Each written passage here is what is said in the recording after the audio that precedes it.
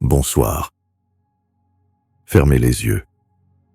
Laissez votre esprit voguer dans la brume du passé. Là, où les lames d'acier dansaient sous les étoiles et où les cœurs brûlaient d'un feu indomptable. Je vais vous conter mon histoire, celle d'un homme brisé, porté par le vent du destin, cherchant rédemption et paix dans un monde ravagé par la trahison.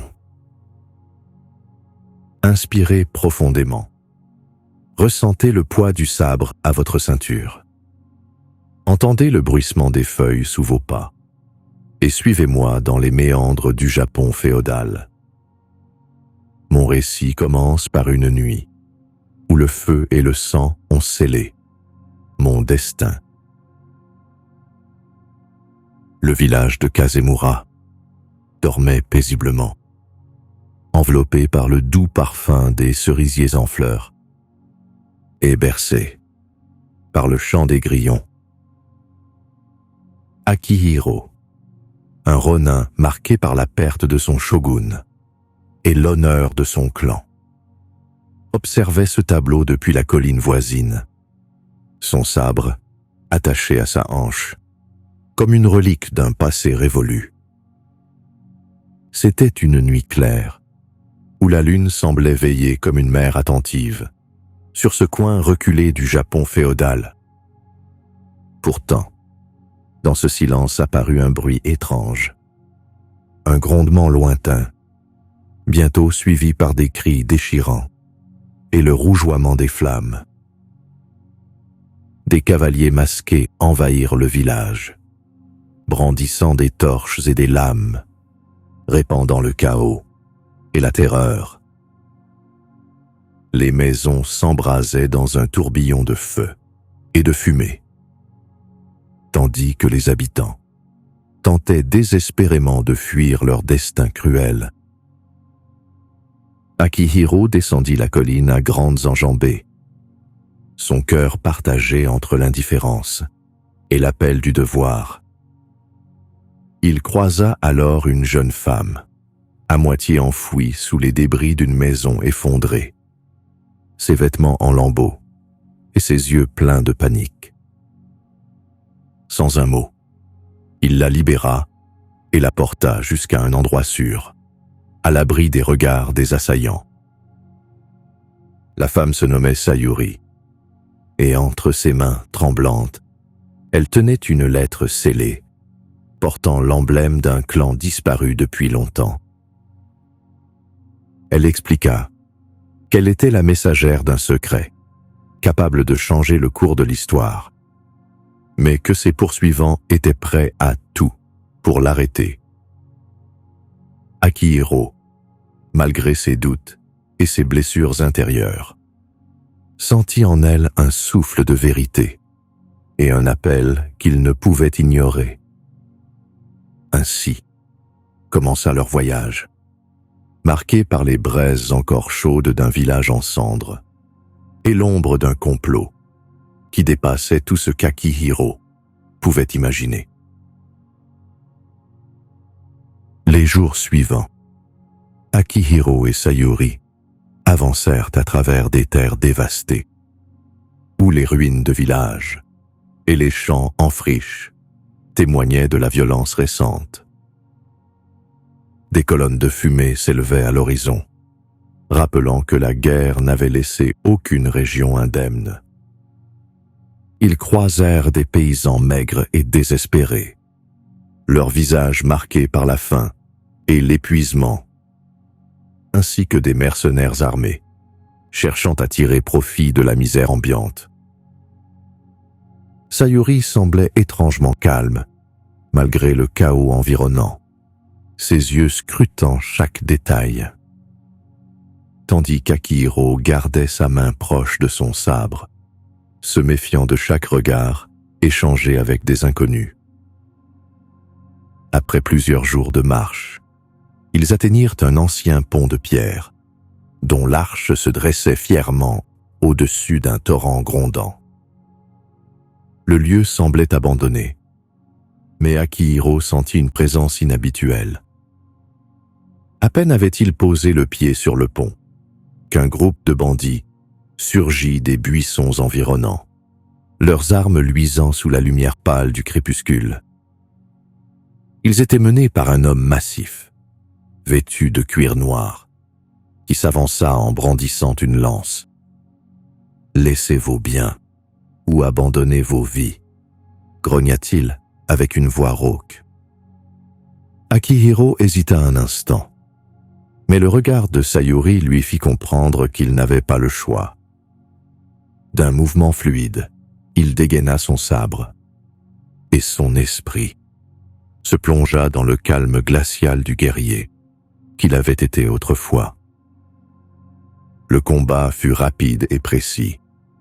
Les bandits tombèrent les uns après les autres, sous les coups précis d'Akihiro, tandis que Sayuri se glissait dans l'ombre pour neutraliser les éclaireurs restants. Le dernier des assaillants s'écroula sur les pierres froides du pont, laissant un silence pesant derrière lui. En fouillant les affaires des bandits, Akihiro tomba sur un objet qui fit naître une onde glaciale dans son cœur. Un pendentif orné du sceau de son ancien clan. Le doute l'assaillit, suggérant qu'une trahison intérieure au sein du shogunat avait contribué à sa chute. Il se tourna vers Sayuri, qui semblait déjà au courant de ce sombre secret. C'est alors qu'elle lui révéla sa véritable identité. Elle était une espionne de l'Empire, envoyée pour démêler les fils d'un complot qui menaçait la stabilité du pays tout entier. Guidés par des rumeurs glanées auprès des paysans croisés sur leur route, Akihiro et Sayuri pénétrèrent dans une vallée oubliée, où la nature semblait étouffer toute trace humaine. La brume dansante enveloppait les arbres centenaires, et le murmure d'un ruisseau semblait porter des échos anciens. Ils atteignirent finalement un sanctuaire, enfoui dans les ombres d'une falaise. Ces statues de dragons usées par le temps, mais toujours imposantes, semblaient veiller sur ce lieu sacré. L'ermite qu'ils espéraient trouver les attendait déjà, assis sous un torii penché, son regard perçant derrière des rides profondes. L'ermite, qui se présenta sous le nom de Oshin, les invita à entrer dans une petite cabane en bois. L'intérieur était rempli de parchemins et de livres anciens, témoins silencieux d'une époque révolue. Oshin parla d'une légende oubliée, celle du dragon endormi, une arme capable de détruire des armées, mais si dangereuse qu'elle avait été scellée par les anciens clans. Il leur montra un rouleau décrivant son emplacement, un lieu perdu dans les montagnes, au-delà d'une mer de nuages. Cependant, Oshin avertit qu'un tel pouvoir n'apportait que désolation, et il insista pour qu'ils réfléchissent aux conséquences de leurs actes.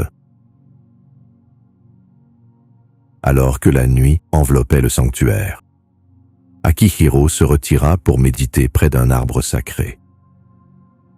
Des visions troublantes envahirent son esprit. Des souvenirs de batailles passées, mêlés à des images de ruines fumantes et de sang versé. Au centre de ces visions, il voyait un dragon colossal. Il se réveillait et déchirait le ciel d'un rugissement, ses écailles étincelant comme des flammes. Lorsqu'il revint à lui, son regard croisa celui de Sayuri, dont l'attitude calme cachait une lueur de mystère qui ne lui avait pas échappé. Il commença à douter de ses intentions, se demandant si elle ne cherchait pas cette arme pour servir un objectif caché. Le matin venu, Ils quittèrent le sanctuaire sous les prières silencieuses de Oshin, qui leur souhaita de ne pas sombrer dans l'avidité. Mais à peine avaient-ils quitté la vallée, qu'une ombre passa devant eux, suivie d'un sifflement aigu. Un kunai se planta à leurs pieds, annonçant l'arrivée d'un groupe de ninjas surgissant des arbres. Akihiro dégaina immédiatement son sabre, prêt à défendre leur avancée, tandis que Sayuri dévoila sa maîtrise des armes dissimulées, prouvant qu'elle était bien plus qu'une simple espionne. Leur affrontement fut rapide et brutal, mais ils parvinrent à repousser leurs assaillants, laissant derrière eux des corps inertes et un silence pesant. Akihiro regarda les montagnes à l'horizon, conscient que leur quête ne faisait que commencer. La nuit tombait, lorsqu'Akihiro et Sayuri atteignirent les abords du château du daimyo. Un bastion imposant, veillé par des murailles noircies par les années. Sous un ciel d'encre, les deux compagnons observaient les gardes patrouillant d'un pas mécanique, tandis que les ombres dansantes des torches semblaient conspirer avec eux. Sayuri, dévoilant des cartes dérobées à leurs précédents assaillants, guida Akihiro vers une entrée dissimulée, utilisée jadis par les serviteurs. Chaque pas à l'intérieur était un mélange de tension et de silence, leurs silhouettes se faufilant à travers les couloirs d'un château endormi, mais imprégné de méfiance. Au cœur de la forteresse, dans une bibliothèque richement ornée, Akihiro trouva un parchemin ancien, scellé du symbole du clan conspirateur. Tandis qu'il examinait les détails inscrits, une voix venue du passé le paralysa sur place. « Akihiro, est-ce vraiment toi ?» Se retournant lentement, il se retrouva face à Jin, un ancien frère d'armes, désormais vêtu de l'armure du daimyo. Le regard de Jin oscillait entre surprise et douleur, son visage trahissant une loyauté déchirée. Il proposa son aide pour leur fuite, mais exigea qu'Akihiro respecte le code du Bushido. Un duel d'honneur pour prouver ses intentions. Le duel eut lieu sous les cieux étoilés, dans une cour silencieuse, où seul le bruit du vent accompagnait le choc des lames. Jin combattait avec la fureur d'un homme cherchant sa rédemption, tandis qu'Akihiro, le cœur lourd, esquivait et frappait avec précision. Le combat s'acheva lorsque Jin tomba à genoux, son katana brisé, mais un sourire de gratitude éclairant son visage. « Prends ce chemin », murmura-t-il, tendant une clé, ouvrant un passage secret menant hors du château.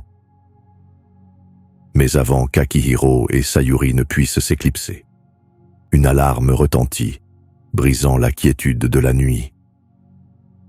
Les jardins du château devinrent un champ de bataille, les gardes surgissant de toutes parts, leurs armes scintillant sous la lueur des torches. Akihiro fendait l'air avec son katana, protégeant Sayuri, qui lançait avec précision des couteaux dissimulés. Le duo esquiva une pluie de flèches, traversant un étang couvert de lotus pour rejoindre la sortie secrète. Alors qu'ils atteignaient enfin les bois environnants, une flèche effleura l'épaule d'Akihiro, mais il refusa de s'arrêter. Le souffle court et le cœur battant, ils s'arrêtèrent à l'abri des arbres, jetant un dernier regard au château illuminé par le chaos qu'ils avaient laissé derrière eux. Sous la lumière vacillante de la lune, Akihiro et Sayuri examinèrent le parchemin volé au château du daimyo. Les mots, bien que codés, révélait une vérité troublante. Le dragon endormi n'était pas une arme, mais une armée secrète, formée dans l'ombre pour renverser l'Empire. Leur prochaine destination devint claire. Un port dissimulé à l'est, où les forces conspiratrices s'apprêtaient à lancer leur invasion. Le silence entre eux fut brisé par la voix tremblante de Sayuri, qui avoua alors un secret qu'elle portait depuis leur rencontre. Elle avait autrefois servi ce clan, avant de le trahir pour protéger des innocents. En approchant du port, ils observèrent les préparatifs militaires. Des dizaines de navires s'alignaient sur l'eau sombre, leurs voiles marquées du symbole du clan rebelle, tandis que des soldats chargeaient armes et provisions. Akihiro, les yeux rivés sur cette scène, sentait son serment de samouraï vaciller face à une telle trahison envers l'Empire. « Nous devons les arrêter », murmura Sayuri, une lueur déterminée dans le regard. Ils mirent au point un plan audacieux, saboter les navires avant l'aube, réduisant ainsi à néant les ambitions des conspirateurs. Sous le couvert de la nuit, Akihiro et Sayuri s'introduisirent dans le port, glissant entre les ombres comme des spectres. Sayuri, agile et précise, plaça des charges explosives sur plusieurs navires, tandis qu'Akihiro éliminait silencieusement les gardes qui croisaient leur chemin. Mais alors qu'ils approchaient du navire principal, une silhouette imposante surgit des ténèbres. Un général masqué, vêtu d'une armure noire comme la nuit. Son katana scintilla sous la lueur des torches, et son style de combat fit frissonner Akihiro, car il lui rappelait celui de son ancien maître. Le duel fut brutal, chaque coup résonnant comme un écho dans le port endormi. Le général masqué semblait connaître chaque mouvement d'Akihiro, anticipant ses attaques et exploitant ses faiblesses. Gravement blessé, Akihiro utilisa une feinte audacieuse pour briser la garde de son adversaire, arrachant son masque dans un dernier effort désespéré. Ce qu'il découvrit le glaça jusqu'aux os. Le visage qui lui faisait face était celui de son ancien maître, celui qu'il avait formé au sabre et à l'honneur des samouraïs. Le maître, le souffle court, murmura des mots cryptiques, avant de disparaître dans les flammes des navires sabotés, laissant Akihiro seul face à un abîme de doute et de trahison. Les premiers rayons de l'aube effleuraient les cieux, mais Akihiro n'avait pas le temps de les contempler. Son corps, brisé par les combats précédents, ne répondait plus entièrement à sa volonté, mais son esprit demeurait acéré, comme jamais. L'armée cachée, lourde de son approche, marchait inexorablement vers la capitale. Il avait pris une décision. Il s'opposerait seul à cette marée de fer et de sang, pour permettre à Sayuri de s'enfuir avec la preuve du complot, gage de l'avenir de l'Empire. Il s'éclipsa dans l'ombre des ruines, déterminé à poser des pièges ingénieux pour ralentir l'ennemi. Les sabres s'entrechoquèrent, mais Akihiro était un fantôme parmi les ombres, un démon du sabre au cœur pur. Chaque geste, chaque mouvement était une danse de guerre, un dernier acte d'honneur avant la fin, inéluctable. Il s'effondra, exténué, lorsque la marée ennemie commença à se resserrer autour de lui. Mais alors qu'il pensait que tout était perdu, un cri brisé déchira l'air. Sayuri était revenu. accompagnée de renforts et d'une armée qu'elle avait secrètement menée à la bataille. Les forces conspiratrices, prises de surprise, furent écrasées dans un enchevêtrement de flammes et de fer. Mais Akihiro n'eut pas le temps de savourer cette victoire. Alors qu'il se relevait, lourdement blessé, son ancien maître apparut à l'horizon, comme une ombre du passé. Le duel qui s'ensuivit fut d'une violence inouïe.